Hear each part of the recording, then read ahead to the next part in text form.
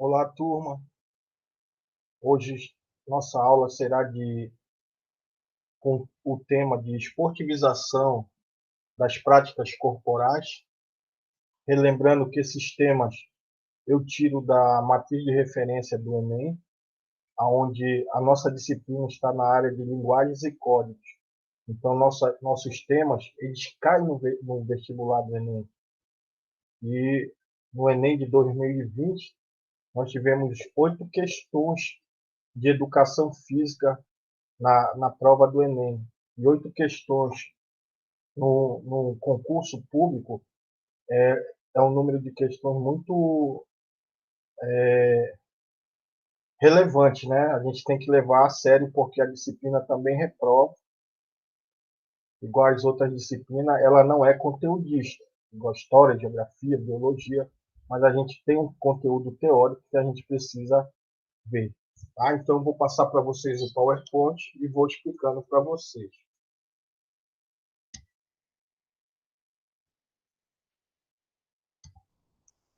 O que é a esportivização das práticas corporais?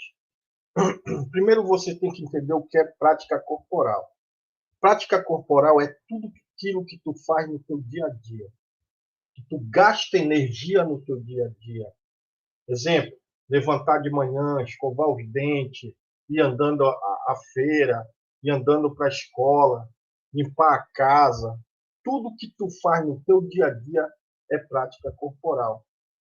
Já esportivização é pegar essas práticas corporais e transformar em esporte. Olha como é interessante. Ou seja, todos os esportes que hoje existem surgiu de uma brincadeira que virou jogo, que virou esporte. Ou seja, as práticas corporais foram esportivizadas. Bom, deixa eu ver o que eu tenho aqui para vocês como anotação. É interessante como um convite à reflexão sobre as práticas corporais e também como uma oportunidade de vivenciá-las de diferentes maneiras. Para começar, busca-se entender como acontece o processo de esportivização das práticas corporais.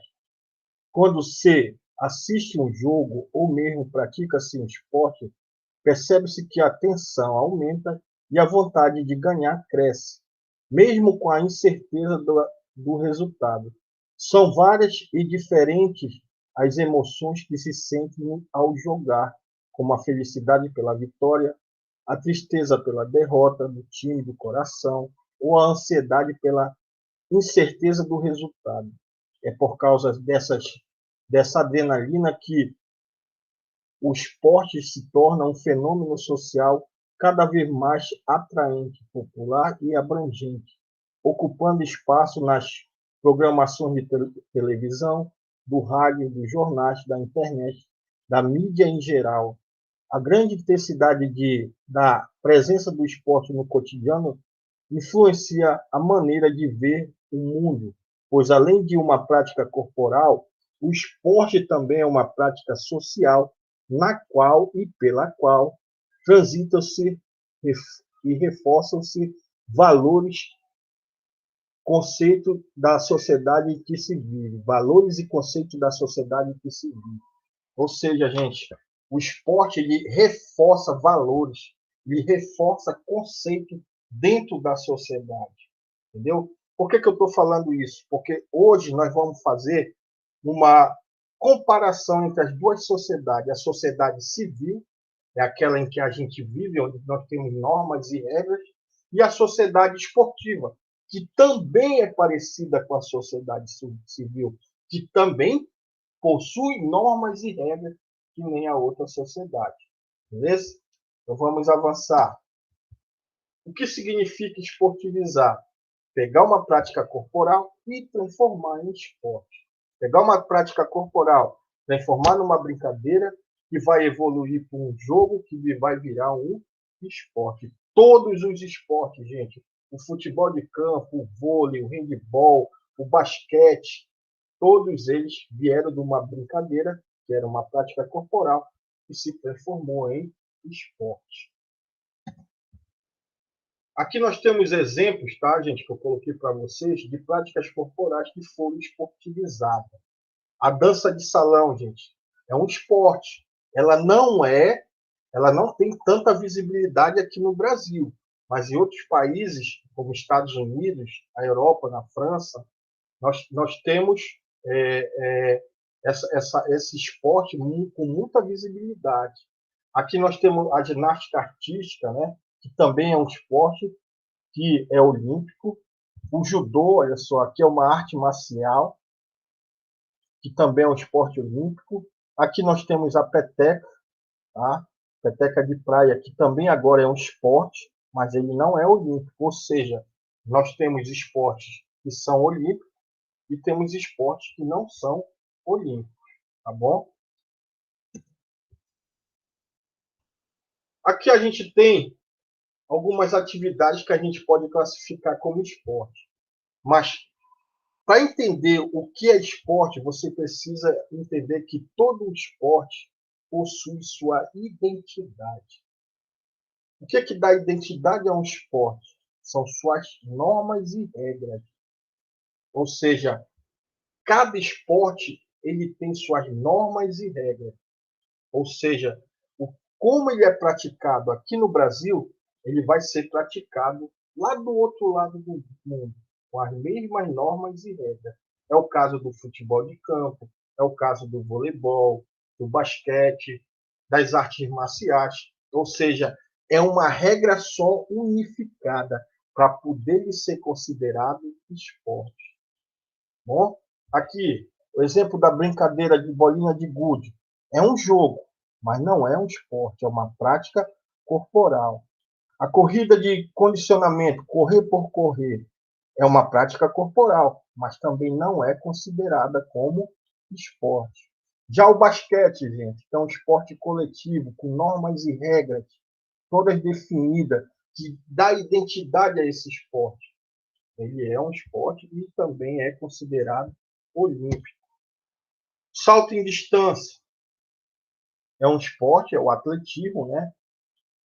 É a mãe de todos os esportes, é o atletismo, entendeu? Então, possui normas e regras, tá? E é considerado olímpico. Agora, gente, todo esporte, quando nasce, o sonho dele é se transformar em olímpico, entendeu? Então, por isso que várias modalidades esportivas ficam tentando virar esporte. Tanto é que nesses Jogos Olímpicos de 2021, que nós vamos ter no meio do ano, nós vamos ter várias modalidades esportivas novas dentro dos Jogos Olímpicos, que é o caso do ciclismo, tá? Do mountain bike, o caso do surf, o caso do skate, entendeu? Do karatê como arte marcial. Nós tínhamos o judô, o taekwondo, mas não tínhamos o karatê, entendeu? Então, vamos ter como oferta vários esportes, tá? Vamos avançar. Reconhecendo a forma esportivizada. Elementos do Código Esportivo. O que é o Código Esportivo? É o que dá identidade ao esporte. Isso aí é fato, tá? Então, os elementos do Código Esportivo são competição, rendimento e recorde. Se você prestar atenção, gente, competição, rendimento e recorde, você tem nas duas sociedades, na sociedade civil e na sociedade esportiva. Tá entendendo? Então, por isso que as duas sociedades, elas se comparam muito. Na sociedade civil, você tem sua identidade, seu CPF, que te dá a tua autenticidade, a tua existência. Já no esporte, o que dá autenticidade, a existência do esporte é o código esportivo, as suas normas e regras de cada esporte. Beleza? Vamos avançar. Aqui nós temos os elementos do código esportivo: competição, rendimento e recorde, gente. Competição, rendimento e recorde, você vai andar com ele no teu dia a dia. Hoje, se você está dentro de uma escola, é para você estudar, tentar o vestibular e tentar uma vaga na universidade. Mas você só vai entrar na universidade se você tiver o quê? Rendimento, estudar mesmo. a própria prova da universidade é a tua competição. E o recorde é a tua vaga na universidade. Já no esporte, não. A competição acontece em tudo que é modalidade. Rendimento. Para tu chegar à vitória, tu tem que treinar, tem que ter rendimento. E o recorde é o auge de cada esporte. É o auge de cada atleta chegar ao recorde mundial. Principalmente nos esportes individuais. Vamos avançar. Características que definem uma atividade como esporte. Aquilo que eu falei, precisa ter normas e regras para ser considerado um esporte. Mas é preciso que você tenha visibilidade em cima disso. Tipo o quê? Motivação dos praticantes envolvidos na atividade. Ou seja, cada esporte, para a pessoa praticar, tem que ter motivação. Tem que se identificar com o esporte. Tipo de atividade realizada, aquela atividade que te dá prazer. Se você tiver identificação com o esporte, você vai ter prazer em praticá-lo. Tá entendendo? Tendo prazer em praticá-lo, você vai liberar hormônios de boa sensação que cada dia vai te dar mais vontade de fazer aquela modalidade esportiva. Quando eu falo de hormônios de boa sensação, nós temos a endorfina, a serotonina, tá bom? Condições em que a atividade se realiza. Ali, o ambiente que ela se realiza, se é um ambiente saudável, né? Aonde, qual é o espaço, se é espaço terrestre, se é um espaço aéreo, se é um espaço aquático, depende muito da modalidade e com como tu te identifica com essa modalidade. O código esportivo na sociedade, olha aqui que eu coloquei para você. Olha como as duas sociedades são muito parecidas. Olha só, mercado de trabalho, vestibular, política, empresas e concorrência. Olha vocês jovens estudando, tentando uma vaga no mercado de trabalho. Ou seja, muitas das coisas que acontecem na sociedade civil são parecidas na sociedade esportiva. Na sociedade civil, se você infringir a lei, você vai preso.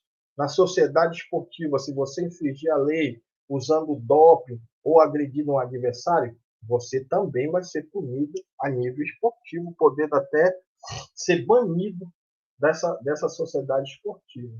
Tá bom? Código esportivo nas práticas corporais. Práticas corporais que se esportivizaram. Olha aqui, gente, a ginástica artística, que é aquela que tem nos Jogos Olímpicos, né? Aquela ginástica artística, as lutas nós podemos citar aqui a questão da capoeira, que era uma dança que se transformou em uma arte marcial, que agora possui normas e regras, entendeu? Possui a sua identidade. Jogos, né?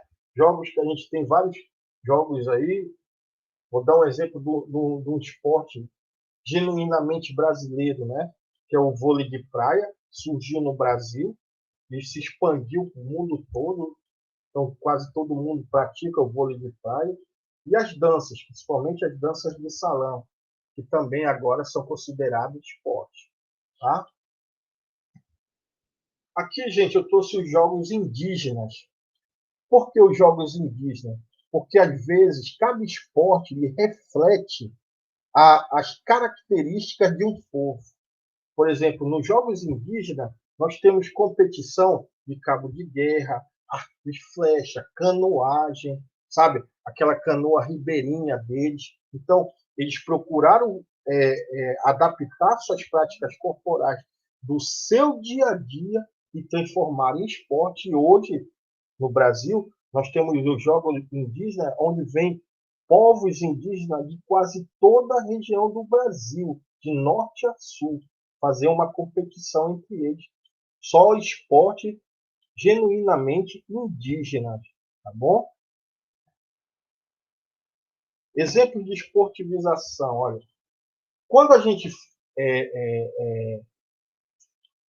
executa o processo da esportivização, são criadas entidades para dirigir esse esporte. Por exemplo, na sociedade civil, quem dirige a cidade é o prefeito.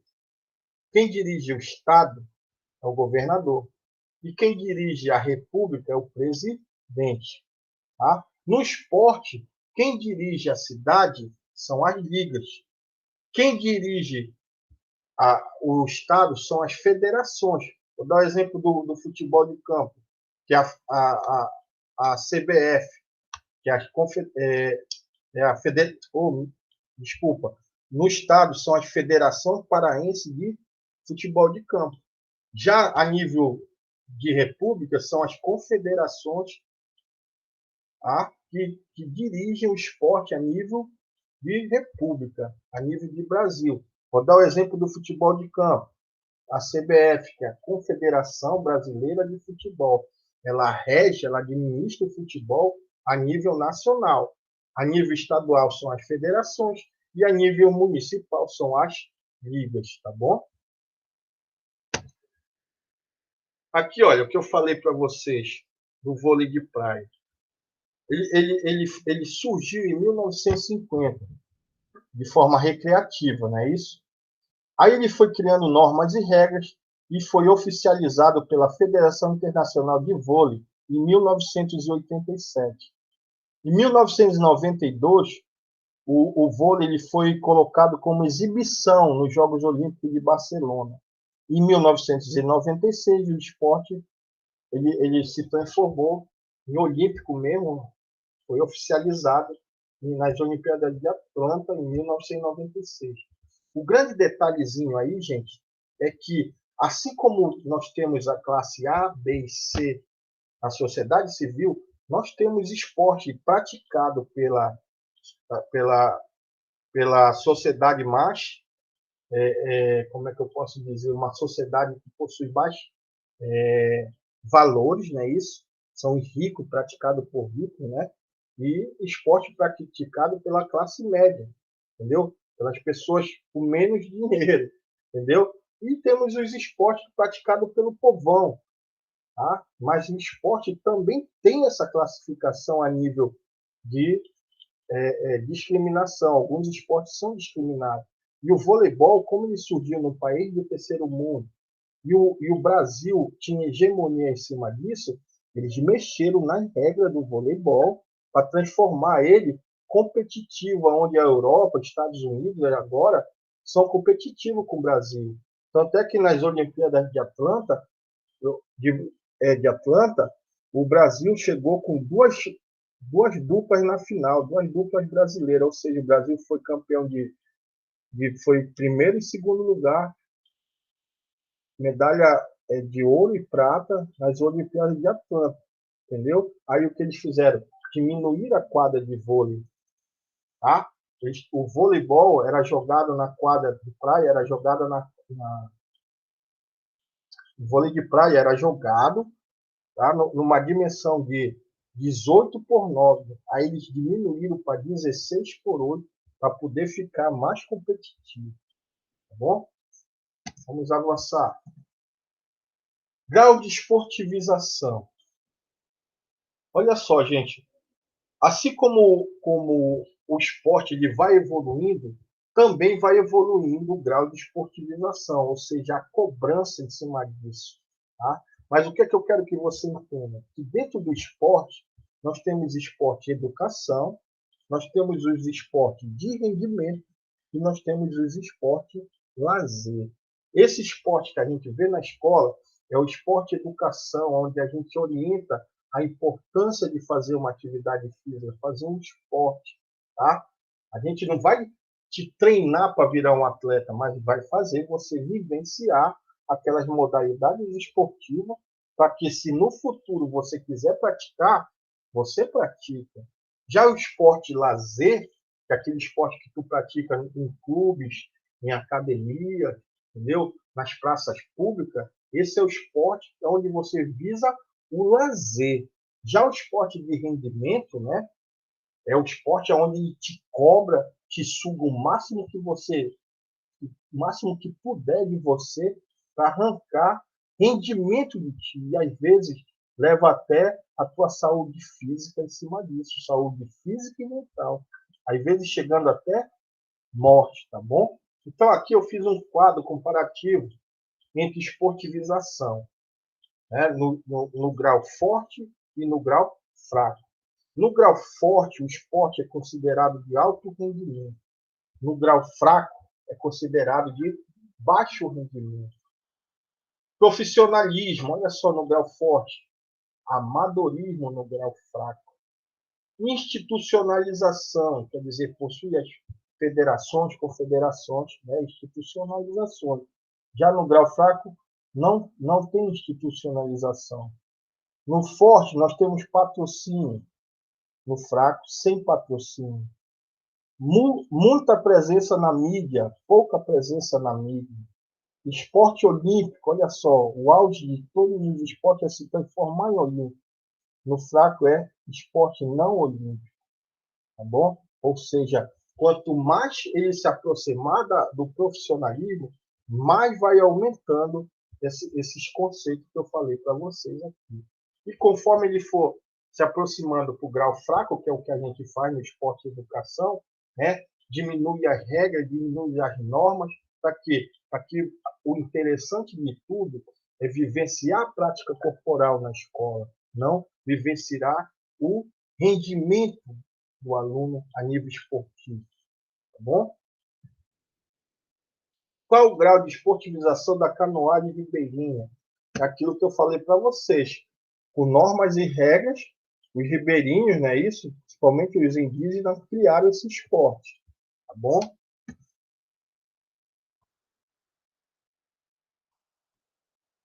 Olha aqui, olha. Na esportivização das práticas corporais, é preciso criar regras e padronizá-las. Ou seja, se você for transformar uma prática corporal em esporte, você precisa criar essas regras, padronizar, padronizar essas regras para que ela possa ser unificada, ou seja, uma regra só dentro do esporte. Organizar um campeonato e o regulamento da competição. Procure organizar sempre essa competição. Como é que ele vai ser feito? Se vai ser individual, coletivo. Olha, realizar torneio, formação de equipe, treinamento técnico, tática e arbitragem. Definir forma de pontuação, estabelecimento de recorde. Tudo isso são fundamentos para você transformar uma modalidade, uma prática corporal em uma modalidade esportiva. Tá? Ou seja, isso aqui são os códigos esportivos. Por isso, gente, a gente finaliza a aula de hoje, tá bom? A gente vai ficar por aqui. Agora, eu vou entrar online para fazer a frequência de vocês, tá bom? Até mais.